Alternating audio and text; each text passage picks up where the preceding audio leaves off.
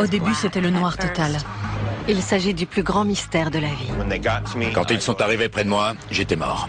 Que se passe-t-il au moment où l'on meurt? J'ai eu l'impression d'être aspirée dans l'espace. Certaines personnes prétendent le savoir. J'ai remarqué une lumière. J'ai revu ma mère et mon père. J'en ai encore des frissons. C'était un peu la 4e dimension. Mais ces histoires captivantes ont également déclenché de vifs débats. Pour les gens, on est des fous. La mort est irréversible. Et les réponses transformeront peut-être à jamais l'idée que l'on a de la mort. Les implications seront profondes pour chaque être humain sur cette planète. À chaque fois que je raconte cette histoire, je ne peux m'empêcher de pleurer. Mon Dieu, c'était incroyable.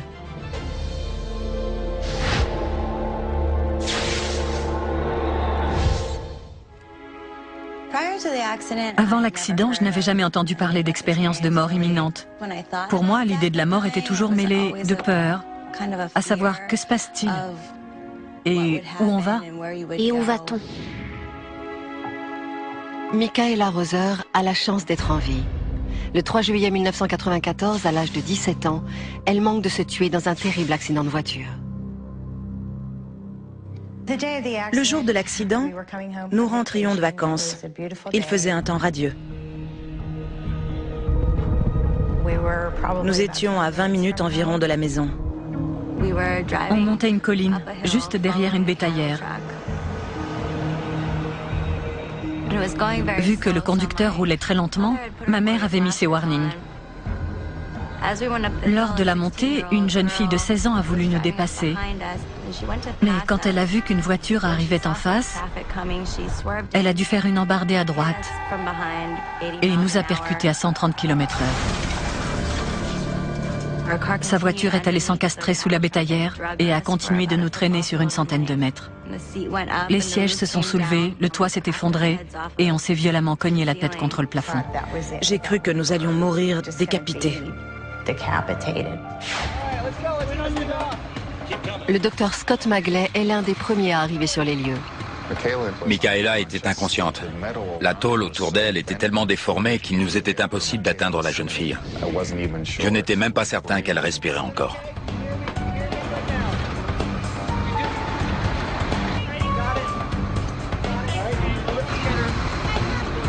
C'est quand j'ai réussi à mettre Michaela dans l'ambulance que je me suis rendu compte de la sévérité de sa blessure à la tête. On pouvait voir son crâne. Pour qu'elle puisse respirer, il fallait lui faire passer un tube dans la trachée. Sa tension artérielle était si instable que les ambulanciers étaient dans l'incapacité de lui faire une intraveineuse dans le bras. J'ai dû la piquer à la poitrine et à l'aine pour essayer de faire remonter sa tension. Vu que sa tension et sa fréquence respiratoire étaient faibles, elle n'avait que 2 ou 3 cycles par minute, elle pouvait mourir à tout moment. Je l'ai mise dans l'hélicoptère pour rejoindre l'hôpital.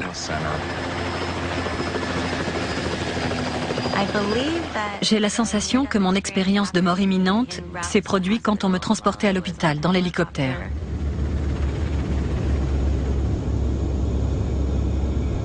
Au début, c'était le noir total.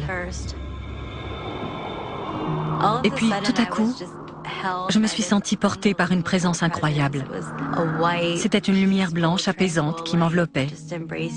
Je ne voyais pas le visage ou la forme physique de la personne qui me tenait. Par contre, je ressentais son amour et je savais que je pouvais lui faire confiance. Je dirais que c'était Dieu. À chaque question qui me venait, la réponse se trouvait déjà là. C'était comme si je comprenais tout. L'expérience que je vivais faisait partie du grand dessein. De toute ma vie, je ne me suis jamais sentie aussi bien qu'au moment de ma mort. On dit souvent qu'on voit sa vie défiler. C'est bien ce qui m'est arrivé, mais pas de la manière dont je me l'imaginais. Tout s'est mis à défiler d'un coup à une vitesse vertigineuse. Je me suis revue enfant, quand je chantais, dansais et que je m'amusais, ou la fois où je me suis fait gronder par mes parents. Des souvenirs du présent aussi, et tout ce qui s'est passé pendant l'accident. J'ai aussi aperçu mon avenir, Je me suis vue avec mes petits-enfants. J'étais bombardée de mon passé, de mon présent et de mon futur, tout en même temps. Je me suis rendu compte que si j'allais de l'autre côté, tout irait bien. J'existerais toujours. J'aurais simplement à abandonner ma vie et mon corps d'antan. Jamais plus je ne serais sous cette forme. Je me suis mise à pleurer et à implorer Dieu de ne pas me laisser mourir. Je ne voulais pas mourir. Et tout à coup, j'ai eu l'impression d'être aspirée dans l'espace. Je me suis retrouvée en l'air, dans un coin de ma chambre d'hôpital. Je regardais mon corps allongé sur le lit. C'est là que j'ai compris que je m'en étais sortie. J'étais revenue. Les événements décrits par Micaela semblent remarquables, mais ils sont partagés par les milliers de personnes qui ont vécu une expérience de mort imminente. L'expérience de mort imminente reste un mystère aux yeux de la science. C'est un phénomène qu'il nous est incapable d'expliquer avec les connaissances médicales actuelles en physiologie et en psychologie. Le docteur Kelvin Nelson n'est pas de cet avis. Pour lui, les visions dramatiques de Micaela et d'autres en plein traumatisme n'ont rien à voir avec la mort. Elles s'apparentent plutôt à des rêves suscités par une extrême baisse de tension artérielle. La mort est irréversible. On ne peut absolument pas revenir d'une mort physique. Au plus profond de notre cerveau, il y a une espèce d'interrupteur qui détermine si on est éveillé ou en phase de sommeil paradoxal. Lorsque la tension est faible, certaines personnes sont plus enclines que d'autres à faire basculer l'interrupteur en phase paradoxale, qui peut se caractériser par des hallucinations visuelles. Vous ne dormez pas, vous êtes éveillé, mais certains aspects de la phase paradoxale se manifestent en temps de crise. La plupart de nous a déjà rêvé et comprend ce qui est réel et ce qui ne l'est pas. La façon dont les événements s'enchaînent dans les rêves et le côté éphémère des songes. Cela n'a rien à voir avec une expérience de mort imminente. Chacun a ses propres hallucinations. Pour ce qui concerne les gens qui sont morts, on retrouve une expérience universelle. Voilà pourquoi je ne dirais pas qu'il s'agit d'une hallucination, étant donné qu'elle semble réelle pour tous ceux qui la vivent. Mais l'expérience de Micaela est loin d'être terminée. Dans cet entre-deux, entre la vie et la mort, en salle de soins intensifs, quelque chose est sur le point de se produire. Quelque chose d'encore plus difficile à expliquer. Ma mère m'a dit « Comment tu sais ça ?» Je lui ai répondu « J'étais là ». Il arrive que les gens soient sceptiques, mais il n'y avait pas...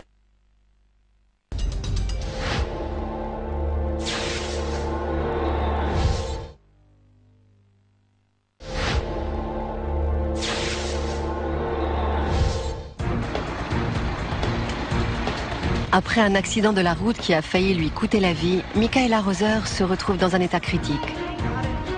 Quand elle arrive à l'hôpital, l'adolescente de 17 ans est déjà plongée dans un coma profond. Mais aussi étrange que cela puisse paraître, son expérience de mort imminente ne s'arrête pas là. Un rebondissement encore plus difficile à expliquer est sur le point de se produire. J'assistais à la scène depuis le plafond. Je me suis aperçue que j'avais la capacité d'aller et venir comme bon me semblait. Quand j'entrais dans mon corps, la douleur était tellement insupportable que j'en ressortais très vite. Je me souviens aussi que je pouvais passer d'une pièce à l'autre. Pendant que mon corps était dans le coma, allongé sur le lit, moi je regardais les infirmières vaquer à leurs occupations. J'ai même surpris une conversation entre mes parents et ma grand-mère à la cafétéria de l'hôpital. Nous étions en train de manger à la cafétéria. Après le déjeuner, mon mari s'est levé pour aller fumer une cigarette. Il était sur le point de sortir quand ma grand-mère, qui n'a jamais fumé de toute sa vie, a dit « Moi aussi, il faut que je fume ». Et ma belle-mère a lancé « Bonne idée ». Tout le monde a éclaté de rire. Après mon accident, je me suis précipitée dans la chambre de mes parents et je leur ai demandé « Maman, quand j'étais dans le coma, est-ce que tu étais avec papa et mes deux grands-mères à la cafétéria, à l'étage d'en dessous ?» Elle m'a répété mot pour mot la conversation que nous avions tenue avec mon époux, sa mère et ma mère. Ma mère m'a dit « Comment tu sais ça ?» Je lui ai répondu « J'étais là ». Il arrive que les gens soient sceptiques. Je l'étais moi-même un peu au début. Mais quand elle a raconté ce qu'elle a vécu, ce qu'elle a vu, ce qu'elle savait avec autant de détails, il n'y avait pas d'autre explication. Elle avait eu une sortie hors du corps. Les sorties hors du corps sont des expériences illusoires, même si elles semblent très réelles. Ce sont des illusions. La conversation, rapportée mot pour mot par Michaela, semble quasiment impossible à expliquer. Mais pour des chercheurs comme le Dr Nelson, la réponse est simple. L'esprit inconscient de la jeune fille a continué d'absorber et de traiter les informations reçues après le traumatisme. Je suis persuadé qu'ils ont discuté de ce qui lui est arrivé pendant qu'elle était à l'hôpital. Et certaines bribes de ces conversations ont été incorporées dans sa mémoire. Beaucoup d'experts s'accordent sur ce point. Il est probable que même dans le coma, Michaela ait senti ce qui se passait autour d'elle et qu'elle en ait formé des souvenirs. En revanche, il est beaucoup plus difficile d'imaginer comment elle a pu se remémorer tous les détails d'une conversation, surtout vu la gravité de ses blessures. Quand le cerveau subit un traumatisme, on a tendance à développer ce qu'on appelle un état confusionnel aigu. En gros, les circuits cérébraux ne fonctionnent plus très bien et il est impossible de fabriquer correctement des souvenirs. Il est impossible d'expliquer comment quelqu'un peut non seulement avoir une expérience lucide, consciente et organisée au cours d'une expérience de mort imminente, mais que cette expérience lucide, consciente et organisée soit si riche dans un laps de temps aussi court. Il m'a fallu 13 ans pour véritablement comprendre et accepter ce qui m'est arrivé. Au début, j'avais peur d'en parler parce que les gens ont tendance à vous prendre pour une folle ou une mythomane. Peu importe ce que la science peut prouver ou non, cette expérience m'appartient et personne ne me l'enlèvera. Avant l'accident, j'étais craintive à l'idée d'essayer de nouvelles choses. J'avais peur de m'exposer aux yeux des autres. Sincèrement, je remercie Dieu tous les jours de m'avoir permis de vivre ça. Ça m'a aidé à me motiver et à accomplir les choses que j'avais toujours voulu faire dans la vie. Ça m'a aussi permis d'aller à la rencontre des autres, de créer des liens et d'essayer d'aider les autres à trouver le bonheur. Ça a changé ma vie à jamais. Doug Taylor a vu lui aussi sa vie transformée au moment de sa mort et l'étrange et tragique coïncidence qu'elle a révélée. Avant, je ne croyais pas à cette histoire de tunnel et de gens qui vous attendent de l'autre côté. Mais après être mort pendant 3 à 5 minutes, j'ai changé d'avis sur la question. Doug Taylor était un comédien de premier plan à Austin, au Texas, quand une expérience de mort imminente est venue bouleverser sa vie. À première vue, son expérience ressemble à toutes les autres. Mais une coïncidence tragique impliquant son grand-père déconcerte les experts encore aujourd'hui. C'était un dimanche matin, je me suis levé, j'ai pris un bon bain chaud et j'ai rassemblé mes vêtements sales et ma monnaie pour aller faire une lessive. C'est là que je me suis senti mal. C'était dans mes épaules et le long de mon bras. C'était très bizarre. Je ne savais pas du tout que je faisais une crise cardiaque. J'avais que 39 ans, après tout. Je tenais le combiné dans ma main, j'essayais d'appeler les secours. Je me souviens pas du numéro que j'ai tapé. Tout ce dont je me souviens, c'est le téléphone qui tombe.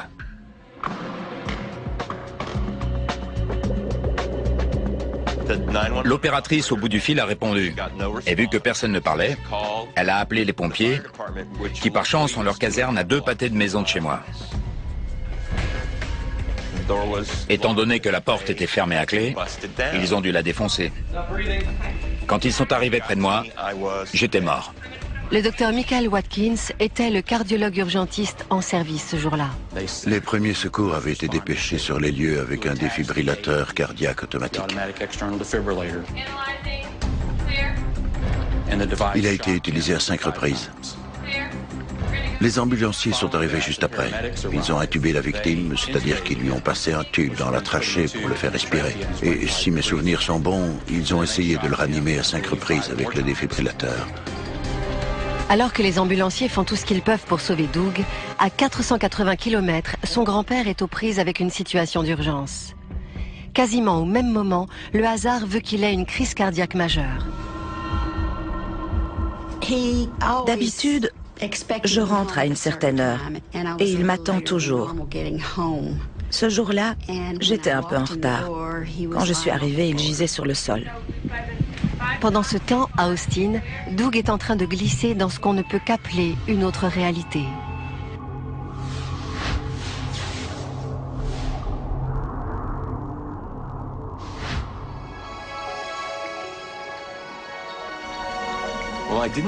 J'ai pas vu le tunnel de lumière dont tout le monde parle. J'ai seulement vu une étendue de blanc.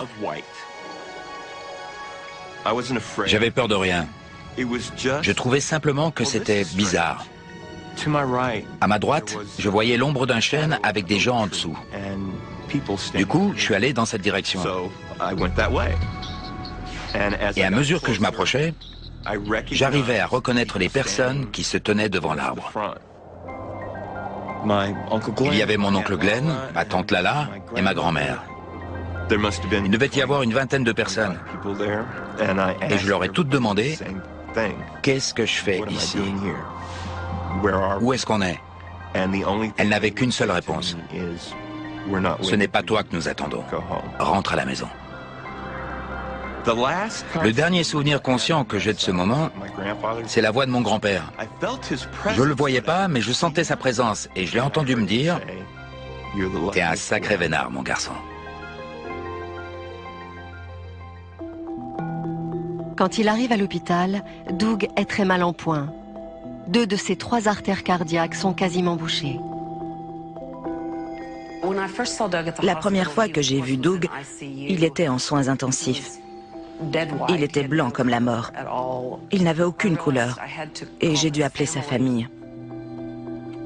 À 400 km de là, Glynis, la mère de Doug, se trouve dans un autre hôpital, au chevet de son père qui vient lui aussi de faire une crise cardiaque.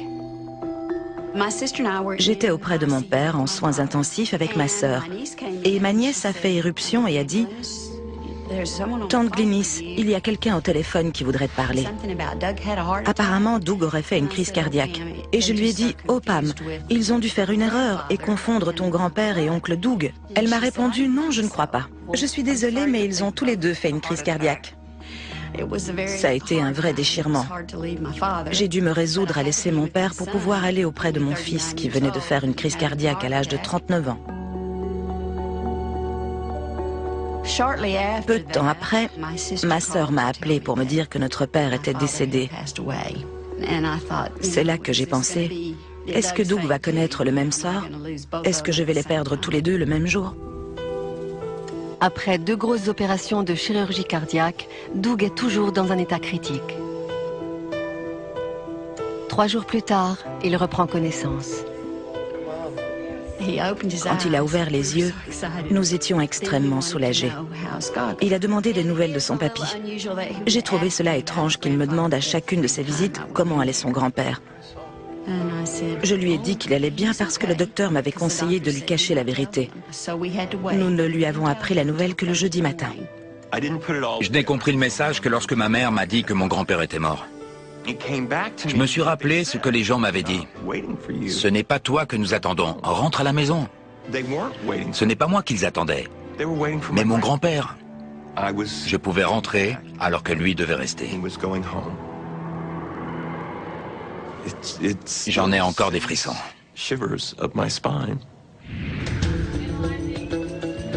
L'expérience de mort imminente qu'a vécue Doug Taylor laisse perplexe à bien des égards.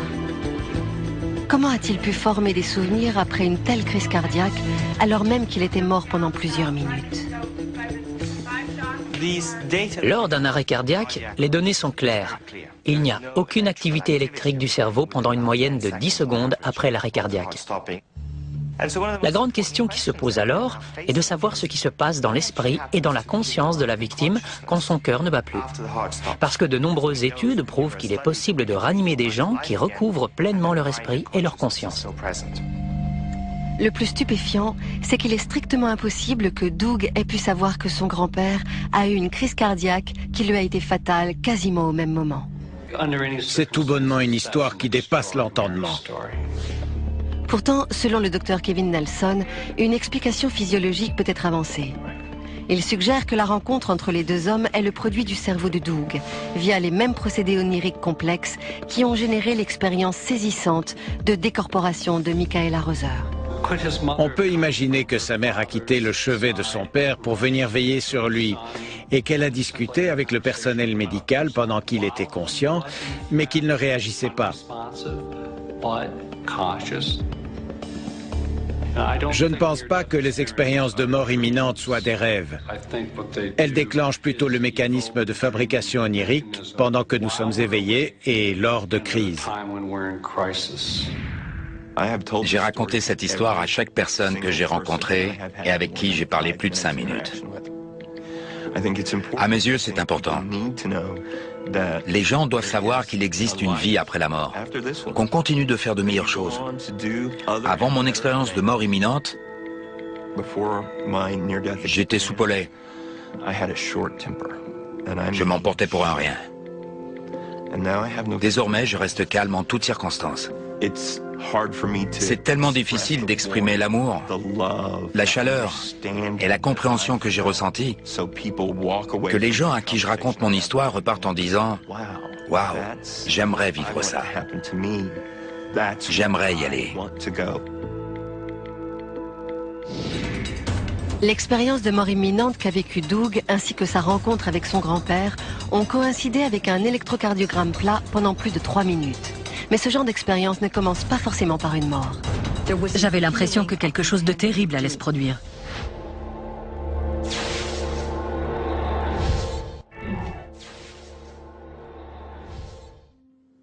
Je n'étais pas croyante.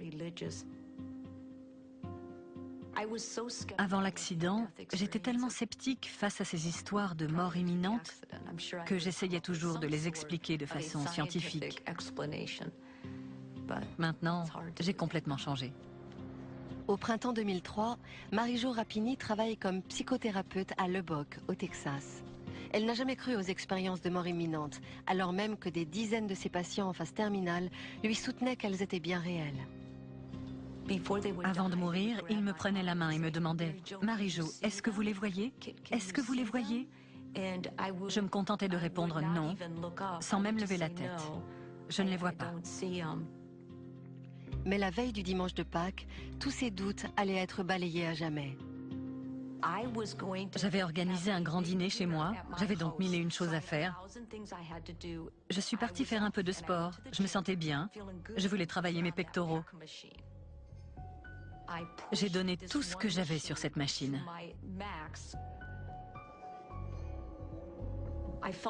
J'ai senti que quelque chose avait éclaté derrière ma tête. Je pensais que je m'étais brisé le cou. J'avais l'impression que quelque chose de terrible allait se produire. Il y avait cet homme baraqué que j'ai toujours beaucoup apprécié qui me dit « Madame Muscle, qu'est-ce qui vous arrive ?» Je lui ai dit « Foncez à l'accueil et appelez une ambulance. Je crois que je me suis brisé le cou. » J'étais terrifiée. J'étais chez le coiffeur et j'ai reçu un coup de téléphone. Votre femme a eu un accident, vous devez vous rendre aux urgences. Plus tard, le neurochirurgien est arrivé, a mis le scanner sur l'écran et a dit « Il y a du sang dans son cerveau ». J'étais totalement incrédule. Alors qu'on voyait très bien le sang, il y en avait énormément. Marie-Jo est victime d'une hémorragie sous-arachnoïdienne. Malgré la gravité du diagnostic, les médecins ont pourtant bon espoir d'éviter une opération chirurgicale à haut risque. Mais 4 jours après son admission à l'hôpital, Marie-Jo voit ses taux d'oxygène chuter. Elle n'a plus qu'une seule option, subir une opération du cerveau. J'étais allongée sur mon lit et je sentais que tout le monde s'agitait autour de moi. J'arrivais à sentir la gravité de la situation. Par moments, je sortais de mon corps pour y revenir ensuite. Je n'avais pas peur. Je sortais de mon corps et j'observais ce que faisait l'équipe médicale. Puis je regagnais mon corps.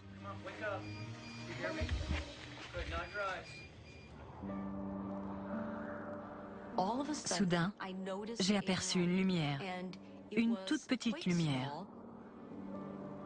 Je me suis fait la réflexion, est-ce que ce ne serait pas le tunnel de lumière dont parlaient mes patients atteints du cancer? Mais je n'avais pas peur, j'étais consciente, j'évaluais la situation. Et puis soudain, la lumière a grossi jusqu'à devenir énorme. Et je me suis retrouvée à l'intérieur. Il y faisait si bon et c'était si réconfortant. C'était rempli d'amour, mais pas d'amour humain. On parle souvent d'amour inconditionnel, mais ça n'existe pas sur Terre. Je l'ai ressenti là-bas. Il flottait un sentiment d'amour et de paix absolue. Mon Dieu, c'était incroyable. Et puis, je me suis retrouvée quelque part, dans une espèce de pièce rosâtre. C'était très lumineux. Et Dieu me portait. Je me souviens qu'il me tenait dans ses bras et qu'il me parlait. Mais je n'utilisais pas mes oreilles comme on le fait sur Terre. Ce qu'il me disait, je le comprenais à travers ma peau, à travers mon corps tout entier. Il m'appelait par mon prénom. Il me disait « Marie-Jo, tu ne peux pas rester ». Et je disais « Je ne veux pas rester ». J'étais contrariée. Je donnais à Dieu toutes les raisons humaines qui faisaient que je pouvais rester. Et c'est alors qu'il m'a dit « Laisse-moi te poser une question. As-tu déjà ressenti le même amour pour quelqu'un que celui que tu ressens ici ?» Je lui ai répondu « Non, c'est impossible. Je ne suis qu'un être humain. » Et j'ai ressenti une espèce de petit rire, plein d'amour et de chaleur. C'était comme si un être cher vous prenait dans ses bras et vous disait « Tu peux mieux faire. » Je ne me souviens pas d'avoir quitté Dieu, ni d'être repassée par le tunnel. Je me suis réveillée. Mon mari, en pleurs, me secouait. « Marie, Marie, ne me laisse pas tout seul. » Et il a ajouté « On a encore tellement de paperasse à remplir. » Je faisais ce que nous, médecins, appelons le consentement éclairé. Je l'informais de tout ce qui pouvait se passer. Je lui ai lâché « Ron, fais donc ce que tu as à faire. » On aurait dit que ça lui faisait ni chaud ni froid. Elle voulait que ce soit moi qui décide. Il a répondu « Marie, tu dois y mettre du tien. Tu dois vouloir revenir vers moi. » Et je lui ai dit « Je ne vais pas mourir. Je viens de parler avec Dieu. » Marie-Jo a eu beaucoup de chance. Les médecins avaient réussi à soigner un petit anévrisme. Elle a pu guérir sans aucune séquelle cérébrale permanente. Même si cette femme de 43 ans n'a pas connu de mort physique, son expérience reste assez répandue. Comme son nom l'indique, une expérience de mort imminente signifie que vous avez frôlé la mort. Quand vous êtes inconscient, dans le coma ou que votre état physique ne s'améliore pas, il est certain que vous finirez par mourir de façon permanente. Quand vous commencez à avoir des souvenirs lucides et organisés typiques des expériences de mort imminente, c'est que vous venez d'en vivre une. Les neurologues comme Kevin Nelson sont d'accord pour dire que Marie-Jo a peut-être vécu une expérience similaire à celle que traversent les gens qui font un arrêt cardiaque. Mais ils soutiennent que cela fait partie de la même réponse biologique qui n'a besoin d'aucune explication surnaturelle. Ces expériences sont la plupart du temps provoquées par un cerveau endommagé, souvent par une pression artérielle basse. Et ce n'est d'ailleurs pas le cerveau qui lâche en premier, ce sont les yeux. La vision, d'abord périphérique, puis centrale, se perd, ce qui fait apparaître une vision en tunnel avec la pression artérielle basse. Ce procédé complexe ne génère pas simplement l'illusion de voir un tunnel. Pour le docteur Nelson, d'autres systèmes se déclenchent au fin fond du cerveau et produisent cette sensation de bien-être extrême décrite par Marie-Jo et les autres. Nous avons tendance à oublier que le système de phase paradoxale est étroitement lié au système de récompense. En fait, le système qui nous fait apprécier la nourriture et les relations sexuelles est interconnecté avec le système de phase paradoxale. Vous ajoutez à cela le mécanisme de rêve pendant que vous êtes éveillé. À votre avis, qu'est-ce qui ressort de tout cela? Un énorme sentiment d'euphorie, et ce, dans le contexte de la mort. Le rêve en lui-même n'a pas chamboulé ma vie à tout jamais. C'est l'expérience en tant que telle qui m'a transformée. Je me suis sentie coupable de voir à quel point j'étais incapable d'aider mes patients atteints du cancer à aller vers Dieu. J'ai énormément changé. Je suis devenue beaucoup plus spirituelle. Je ne remets pas du tout en cause l'expérience que j'ai vécue, mais j'ai parfois des doutes sur la façon dont je l'utilise. J'ai la conviction que cette vision va toucher et aider beaucoup de gens. Mais est-ce suffisant? Si les récits de mort imminente et de sortie hors du corps ne sont pas rares, il est beaucoup plus difficile de les vérifier. Le cas extraordinaire de Jerry Baldwin reste peut-être le plus compliqué à justifier. Avant mon expérience de mort imminente, je n'en avais jamais lu, j'en avais même jamais entendu parler. Si quelqu'un avait évoqué ce sujet en ma présence, je l'aurais traité de fou. Jerry Baldwin n'aurait en effet jamais pu imaginer tous les événements qui allaient changer sa vie à tout jamais. À l'automne 1993, il n'a que 47 ans quand il part en retraite anticipée. Jusque-là, il était maître mécanicien. J'étais encore assez massif, mais j'avais déjà perdu une 50aine de kilos. Pour moi, tout allait bien. Mais j'étais un gros fumeur, je fumais deux paquets et demi par jour. Ce matin-là, je me suis levé et j'ai regardé la liste de choses que j'avais à faire. C'est là que mon problème s'est déclenché. J'avais le bras tout engourdi et je ne me sentais pas dans mon assiette. En bon fumeur, je me suis dit que si je m'en grillais une, je me sentirais mieux. J'ai commencé à me sentir oppressé. Je me suis levé, j'ai éteint ma cigarette, j'ai monté les 2 marches pour rentrer chez moi et tout à coup, j'ai eu une douleur à la poitrine. J'ai fini par m'effondrer.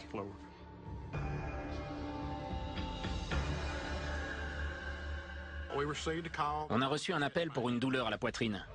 Quand on est arrivé sur les lieux, Jerry était étendu sur le canapé.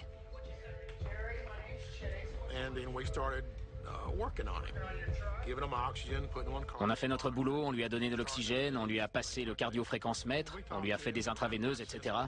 On lui parlait constamment pour évaluer la situation. J'ai commencé à avoir la sensation que je ne m'en sortirais pas vivant.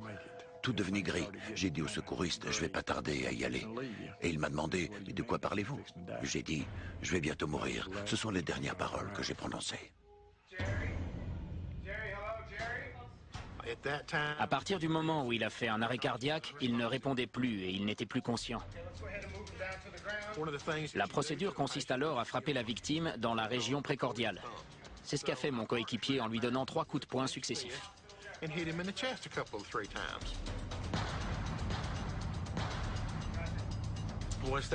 Comme ça n'a pas marché, on a sorti les palettes conductrices et on lui a posé les électrodes pour la défibrillation. Et soudain, tout est devenu noir. J'étais mort. J'ai senti un sentiment de paix et de quiétude m'envahir. Je n'avais jamais ressenti ça de toute ma vie. Je ne ressentais pas la peur. L'instant d'après, le toit de ma maison avait disparu. Je flottais hors de mon corps. Je m'élevais dans les airs. J'avais l'impression d'être à 1 ou 2 mètres au-dessus du sol. J'ai aperçu ma femme. Elle était effondrée. Mon ami Grady, lui, était sorti. Je me suis tourné pour regarder dans la direction où il était parti et je pouvais voir au dehors. Alors même qu'il n'y avait pas de fenêtre dans cette partie de la maison. Je ne sais pas comment le dire autrement, mais il a rendu tout ce qu'il avait sur l'estomac. Plus tard, après avoir repris connaissance, je lui ai raconté tout ce que j'avais vu dans les moindres détails. Il n'en revenait pas. Il m'a dit, c'est pourtant bien ce que j'ai fait. Je regardais aussi les secours essayer de me ranimer. Ils ont essayé une première fois avec le défibrillateur. En vain. Ils ont réessayé, mais ça n'a pas marché non plus.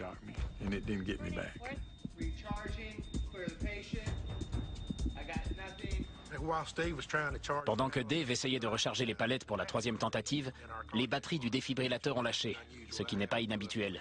Ça nous était déjà arrivé. Fort heureusement, des renforts étaient en route. Une seconde équipe d'ambulanciers fonçait déjà vers le domicile de Jerry.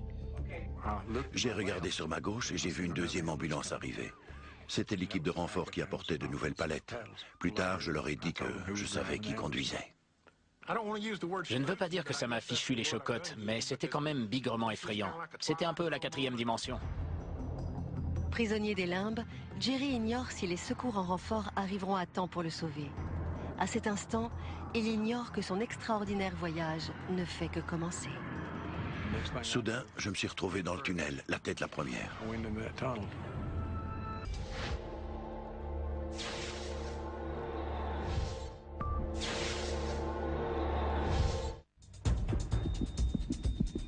Le jour de sa mort, Jerry Baldwin ne s'attendait pas du tout à ce qu'il a vécu. Alors qu'il flotte au-dessus de sa maison, il aperçoit son ami Grady vomir dehors. Puis il assiste aux efforts des secours pour le ranimer, au dysfonctionnement du défibrillateur et à l'arrivée d'une deuxième ambulance. Tout ne fait que commencer.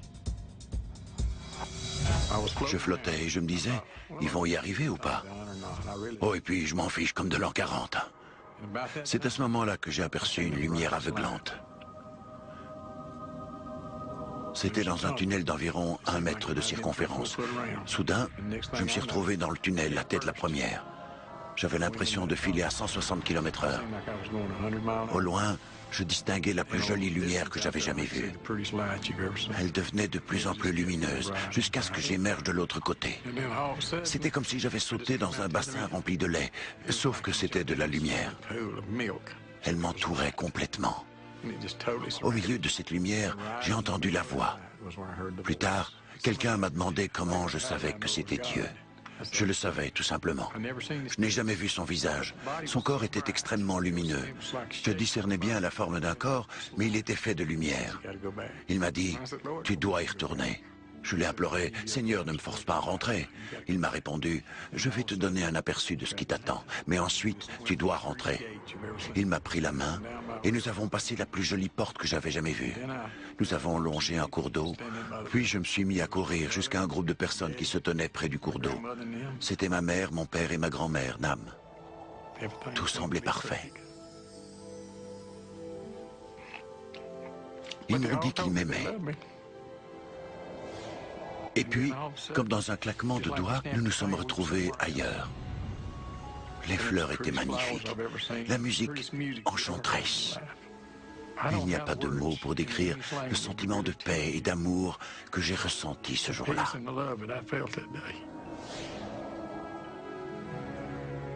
Et subitement, Dieu m'a dit, « Voilà, tu as vu, j'ai encore du travail pour toi. » Et quand il a lâché ma main, je me suis retrouvé dans le tunnel.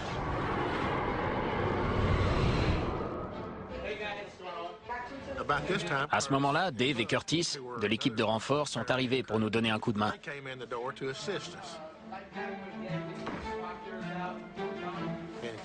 Curtis a disposé les palettes sur la poitrine de Jerry. Ça a fonctionné du premier coup. Ils m'ont dit que j'étais mort pendant 3 à 4 minutes. J'avais plutôt l'impression que 3 ou 4 mois venaient de s'écouler.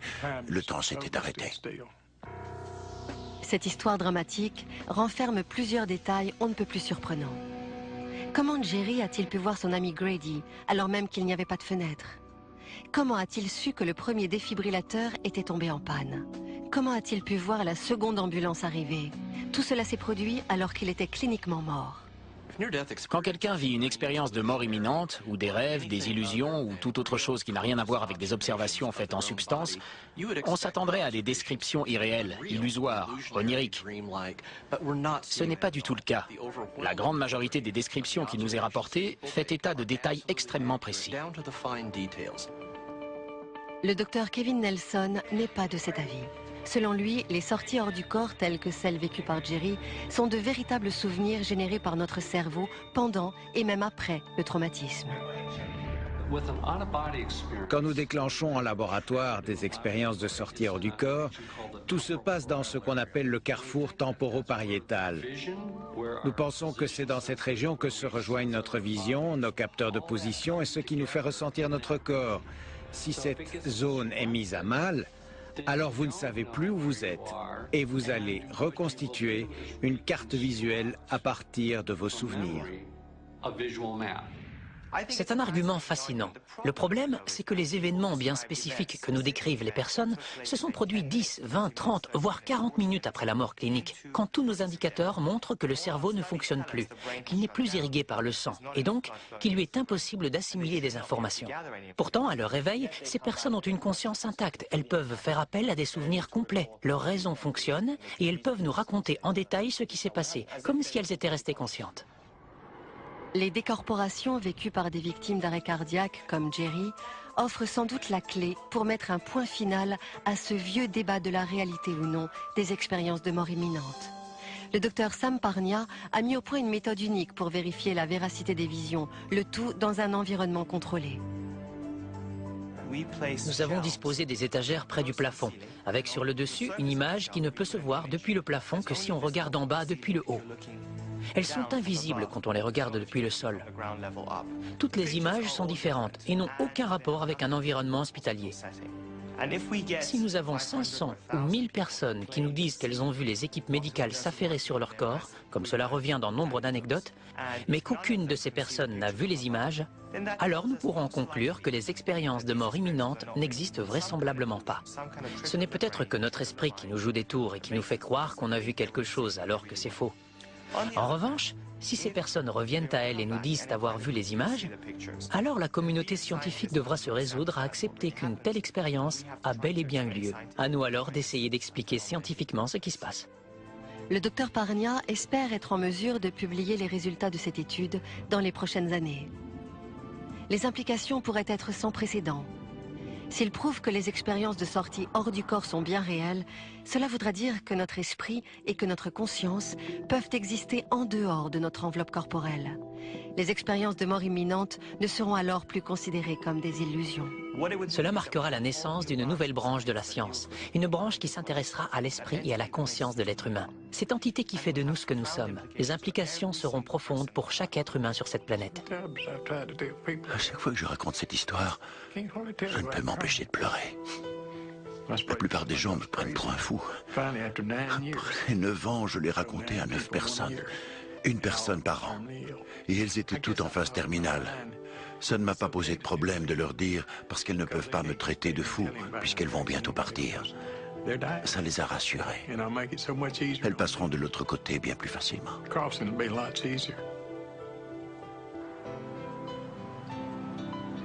C'est triste de voir que Dieu doit vous tuer pour attirer votre attention. Mais c'est ce qui m'est arrivé. Avant, j'avais un cœur de pierre. Je jugeais les gens. Maintenant, je n'ai plus le droit de me comporter comme ça. C'est un nouveau départ. Après une expérience de mort imminente, les transformations sont indubitables. Ce qui fait encore débat néanmoins, c'est la réalité de ces expériences. La controverse ne s'arrêtera que lorsque la science aura pu apporter des réponses acceptées par tout un chacun. Je ne cherche aucune excuse. J'essaye véritablement d'expliquer ces phénomènes parce que j'ai la conviction que ce sont de véritables expériences cérébrales. Elles transforment le mode de vie des individus et leur façon d'appréhender la mort. Ce sont sans doute les histoires les plus captivantes qui nous sont données d'écouter en tant qu'êtres humains. Mais interpréter au-delà de la preuve scientifique, c'est un acte de foi. Ce n'est pas de la science. Personnellement, je ne crois pas que les expériences de mort imminente puissent être expliquées par la science. Même s'il y avait une explication physiologique pour les expliquer, il reste les témoignages poignants des gens qui les ont vécus. Ils ont été plus lucides qu'ils ne l'ont jamais été sur Terre. Quelle que soit la cause des expériences de mort imminente, elles demeurent un mystère fascinant. Ça n'a rien d'un rêve. C'est la chose la plus réelle qui m'a été donnée de vivre. Et la chose la plus porteuse de sens. Les médecins ont sans doute tout un tas de réponses. Mais moi, je suis pas un scientifique. J'ai rien à dire. Par contre, ce que je peux leur dire, c'est ce que je sais avoir vécu. Il est certain que des altérations chimiques se produisent dans le cerveau lors d'un traumatisme. Mais ce qui ne s'explique pas, c'est le fait de pouvoir descendre à la cafétéria, entendre une conversation et pouvoir la retranscrire mot pour mot. Je doute que la médecine seule puisse l'expliquer. Je suis même convaincue qu'elle en est totalement incapable. Désormais, je vis ma vie avec ce don incroyable qui m'a été fait. Avant l'accident, j'avais peur de la mort. Elle me terrifiait. Ce n'est plus le cas aujourd'hui. Je sais que quand je mourrai, je partirai avec joie.